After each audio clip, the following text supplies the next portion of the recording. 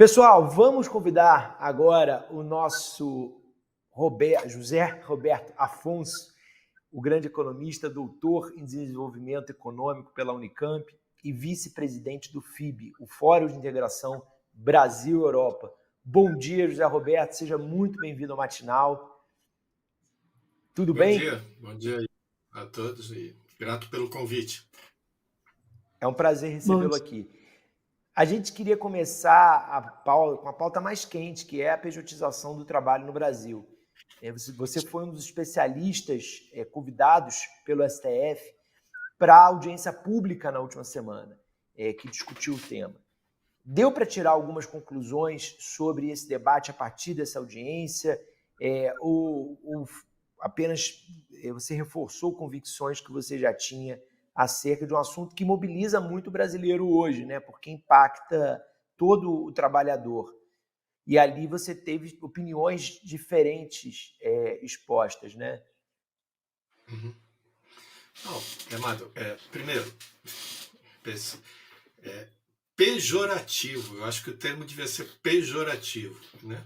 O que a gente tem hoje no Brasil é que é pejorativo ignorar que você tem mais da metade dos trabalhadores ocupados no Brasil trabalhando sem carteira assinada, né? E o debate é bom, é pertinente. Eu acho que, inclusive, né, o STF cumpriu o seu papel de fazer um diálogo. Que a gente viu lá, regra geral, eu diria que acho que foram posições assim, né, um pouco extremadas. Da minha modesta opinião, tem uma posição que foi predominante do governo e de muitos membros aí do judiciário, saudosista, descolada da realidade e que, na verdade, assim, você tem um mundo e você quer que você tem todo um regramento e que você, ao invés de mudar o regramento para se adaptar à nova realidade, você quer que a realidade mude e volte a ser o que era no passado, que era um mundo onde que o trabalho era sinônimo de emprego formal, emprego com carteira assinada. Não tem nada contra você ter emprego com carteira assinada, e quem puder e queira, tem um emprego com carteira assinada. Só que você tem que olhar o outro lado dos trabalhadores que não tem carteira assinada, alguns por opção e a maioria deles por falta de opção. Esse debate aqui todo tem uma coisa meio masoquista, né? Inclusive eu não uso o termo, né? Se você me permite aí, Amado e os colegas, repetir o termo, porque ele pressupõe que a pessoa física que escolheu virar pessoa jurídica. É o contrário, regra geral, ainda mais num país como o Brasil. É o empregador que diz, olha, ou eu te contrato como, né, ou você vira MEI, você vira, né, PJ do Simples, ou do lucro presumido, ou não te contrato, né? Então, não tem opção, né? E o que eu vejo como muito curioso nesse debate, principalmente quando o debate descamba, porque eu chamo assim mais para o lado policial, né? É que o trabalhador que está lá ralando, inclusive, tem que dar muita virtude de, ao invés de ele ser informal, ele está formalmente inscrito no MEI, por exemplo. Nós temos 17 milhões de trabalhadores no MEI. Esse número é para comemorar. Aliás, no mundo inteiro, ninguém acredita quando a gente fala, né?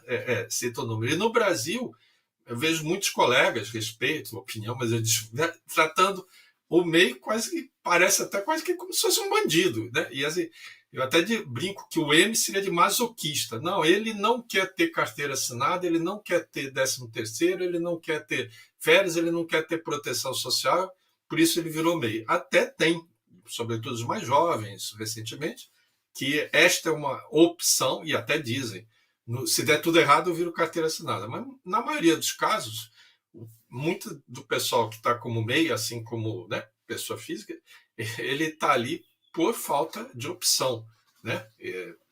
N razões. Mas, de qualquer forma, a minha posição é que nós precisamos pensar o trabalho e os trabalhadores como um todo e não apenas limitado a um conjunto que é os que têm carteira assinada.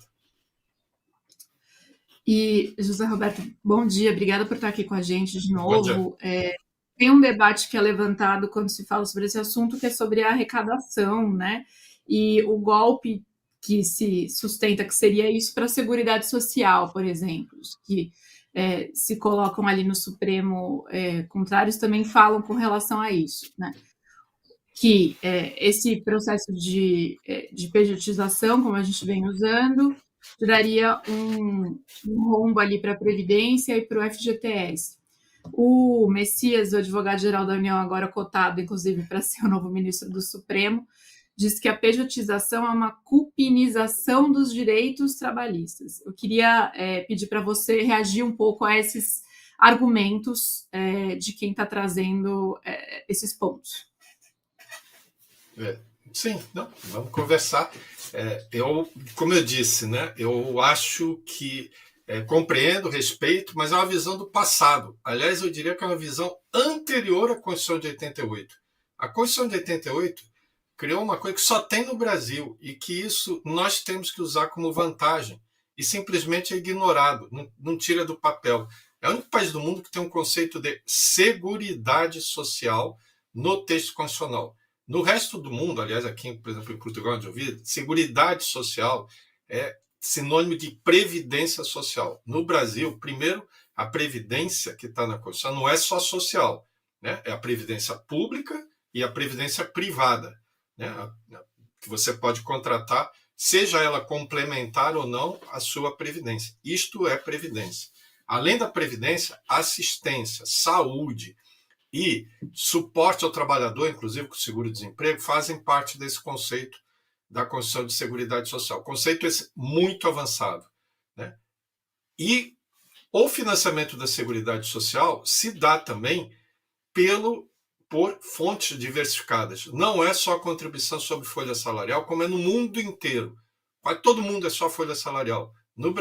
E aí essa preocupação é pertinente. Só que no Brasil, além da folha salarial, constitucionalmente está faturamento, lucro, receita de loterias. Aliás, né? Assunto Bet aí que é na moda. Eu confesso que eu não entrei em detalhes, não sei se estão tributando via contribuição. Deveria ser também via contribuição. E até pouco tempo atrás, até 10 anos atrás, também tinha CPMF como contribuição. Eu tenho que olhar o todo, não tenho que olhar o separado. A história de que a PJ não paga imposto é mentira. O cara que virou PJ tem que pagar imposto. Ele, sendo ele individual ou não individual, ele tem que pagar. Todo mundo paga PIS no país. Todo mundo, inclusive, aliás, igreja, governos pagam PASEP. E você veja, 70% das... O que vai o PIS? Vai para o seguro-desemprego, financiar o seguro-desemprego, né? E também o abono salarial de quem é empregado. E o seguro-desemprego, como diz o nome, é de quem foi empregado. Só que 70% das empresas brasileiras não têm empregado e contribuem para o PIS. Olha, na verdade, o sistema atual não só paga, como é injusto. No caso do Simples, quem está no Simples tem que contribuir para todos os impostos, inclusive para a Previdência Social, sob a receita. Vamos chutar aí que metade a 70% das empresas do Simples não tem funcionário e contribuem para a Receita Social. Para a Previdência Social. Estão contribuindo, estão pagando. E estão pagando tanto que, se a gente olhar os últimos 5 anos de arrecadação, é engraçado que esse dado é público, está da Receita Federal, mas ninguém conta, ninguém olha, ninguém mostra. Quando eu vejo a contribuição das empresas que não são do Simples, ela caiu em algo como 0,16 pontos do PIB nos últimos 5 anos. As do Simples subiram, sabe quanto? 0,16 pontos do PIB nos últimos 5 anos. Embora as grandes empresas sejam, obviamente, muito maiores do que as do Simples, elas, ou porque estão desempregando, ou porque estão pegando menos, elas estão recolhendo menos para a Previdência e o Simples está pagando mais para a Previdência. Fora isso, além disso, se paga, né, também contribuição sobre o lucro líquido, que vai para a Seguridade Social, junto com o imposto de renda. Então, não existe isso que quem é pessoa jurídica não recolhe imposto. Se não recolhe, aí é um outro problema que não é de polícia, de política, de polícia. Se a Receita Federal não está fiscalizando direito. Eu conheço meus amigos da Receita Federal, tenho certeza que está sendo muito bem exercido esse papel Inclusive, uns dados que a gente teve a oportunidade de mostrar do Supremo, né, lá na audiência do Supremo, quando eu olho o conjunto das contribuições para a Seguridade Social, incluindo essas 3 fontes que a gente está falando, né, folha salarial, faturamento e receita. Olha que curioso, as empresas do lucro presumido, que é onde está a maior parte dos prestadores de serviço, pagam proporcionalmente à sua receita muito mais do que as empresas do lucro real, que é onde estão as grandes empresas do país.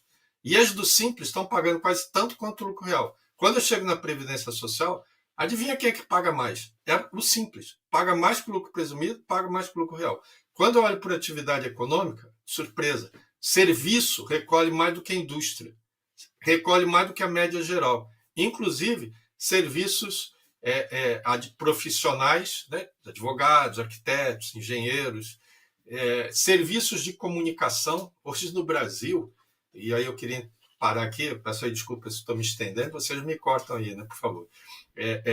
Serviços de informação e comunicação, que é onde está o setor de TI, já recolhem mais impostos para o governo do que toda a eletricidade junto. Para vocês terem uma ideia do tamanho que isso está alcançando, né? Que é retrato da nova economia, da economia cada vez mais digital. Então, assim, o mundo mudou e nós precisamos mudar. Não a polícia tem que ser a mesma de sempre. Você tem imposto, você vai lá, cobra imposto, e quem não paga, você processa, executa e coisa e tal. Agora, a política pública tem que ser diferente. A política tributária, a política social. E eu tenho que, ao invés de pegar quem não tem carteira assinada, né, e trazê-lo, né, achar que por que eu tenho que dar proteção social só para quem tem a carteira assinada? Não, é o contrário. A lógica é diferente. Eu preciso pegar a proteção social que é hoje dada a quem tem carteira assinada e estender aos demais trabalhadores. Isso, inclusive, é uma função da Justiça do Trabalho. Aliás, né, é TST e não é TSE. Né? TSE é aquele da eleição. Não é o Tribunal Superior dos Empregados, é o Tribunal Superior do Trabalho. E trabalhadores, mesmo sem carteira assinada, são trabalhadores e precisam ter proteção social, embora já estejam contribuindo para a Seguridade.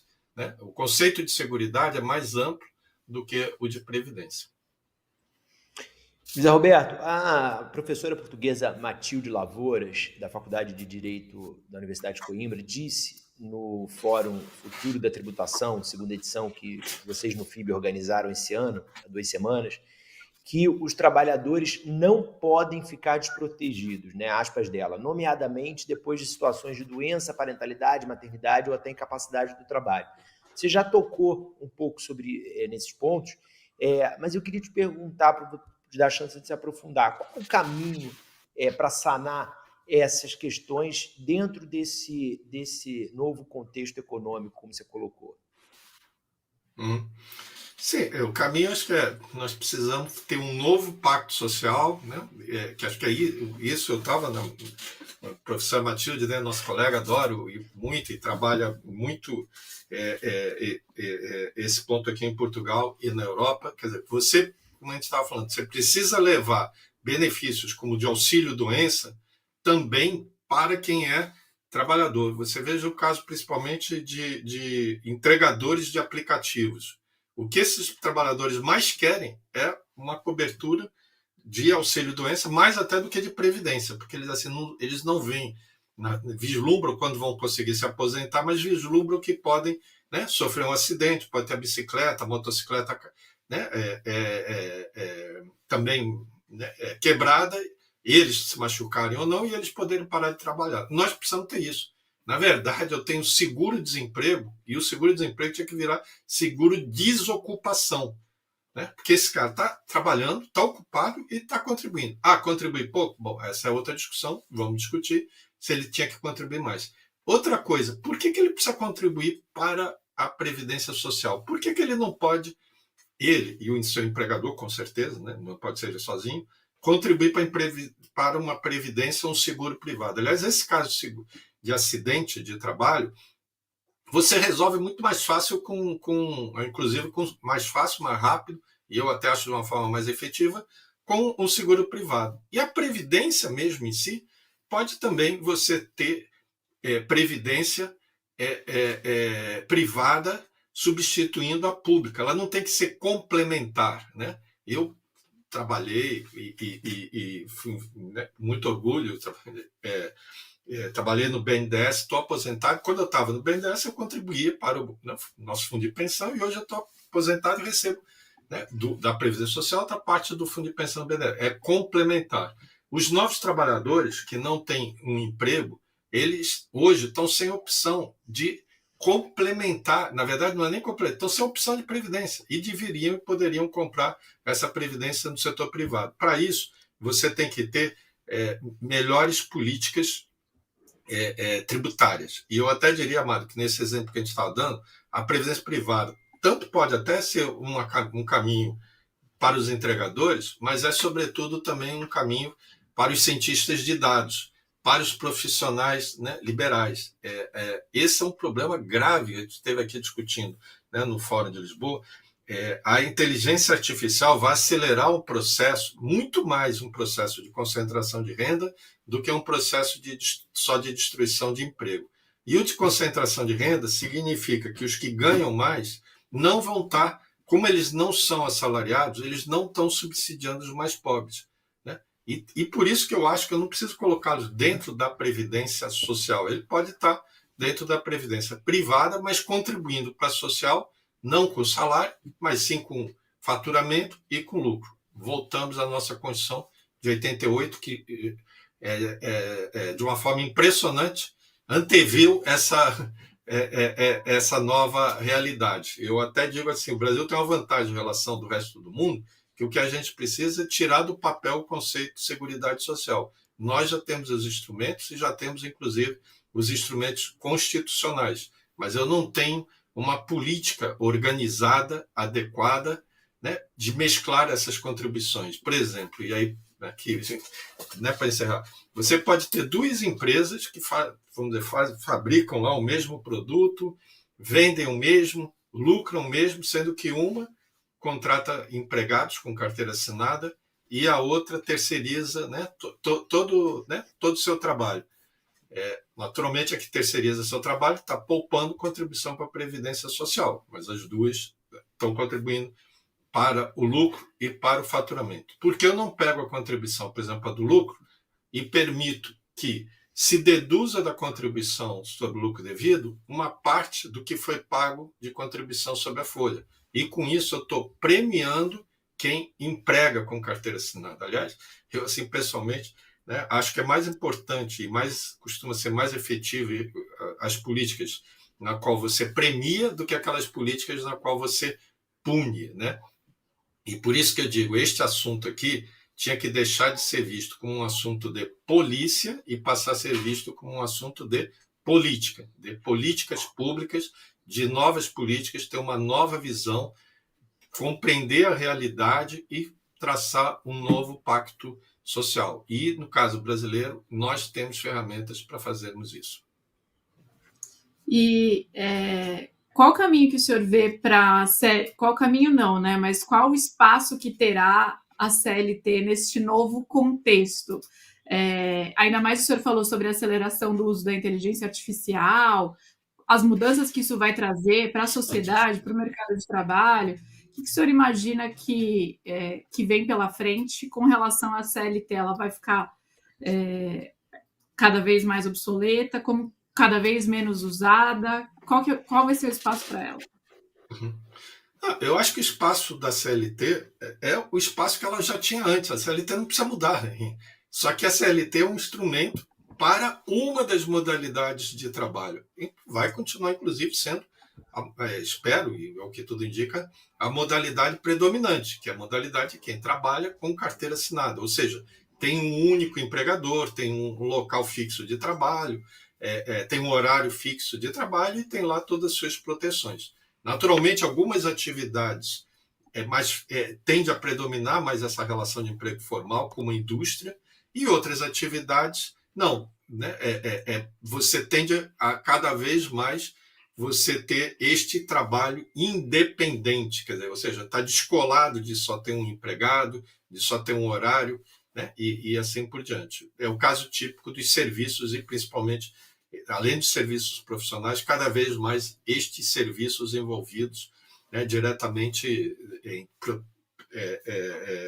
na área de tecnologia. O que nós estamos precisando fazer é construir proteção social para quem está fora da CLT.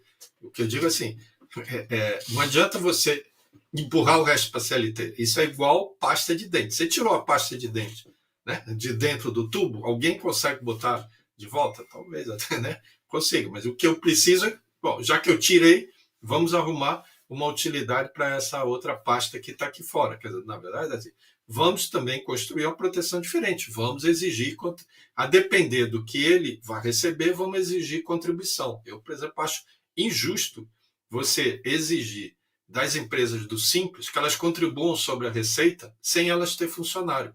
Na verdade, o que está acontecendo?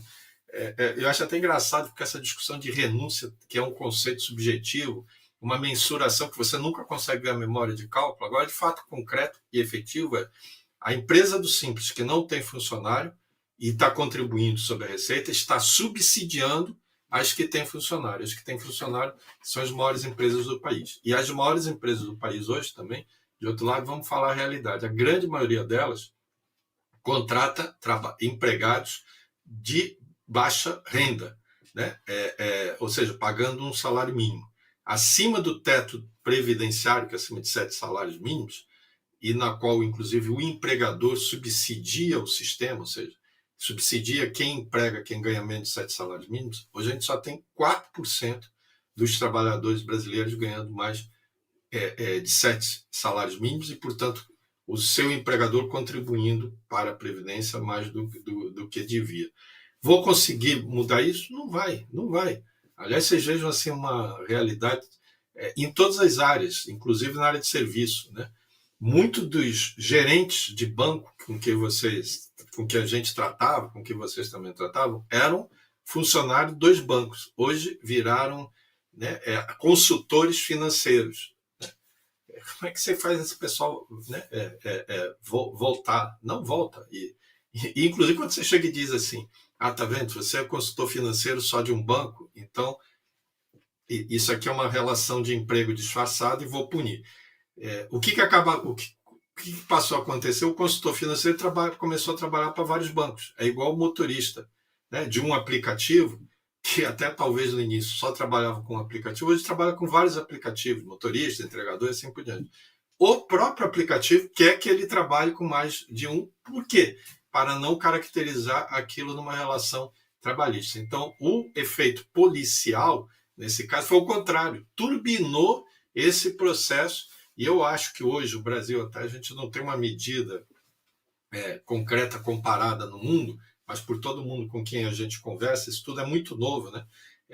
Com todo mundo com quem a gente conversa, que tem atuado nessa área, inclusive, né, uma antropóloga que está fazendo, brasileira, na Irlanda, que está fazendo estudos com Filipinas, China, Índia e Brasil, diz que todos estão indo para onde o Brasil já está e o Brasil não está recuando e sim vai continuar avançando e avançando cada vez mais do predomínio do trabalho independente, seja dele, digamos, né, usando lá, seja do andar de baixo, né, como dizia seu colega Hélio Gaspari, né, do entregador, né, o motorista, né, de plataforma, até o andar de cima, né, o consultor financeiro, o programador de dados, diretores executivos e assim por diante.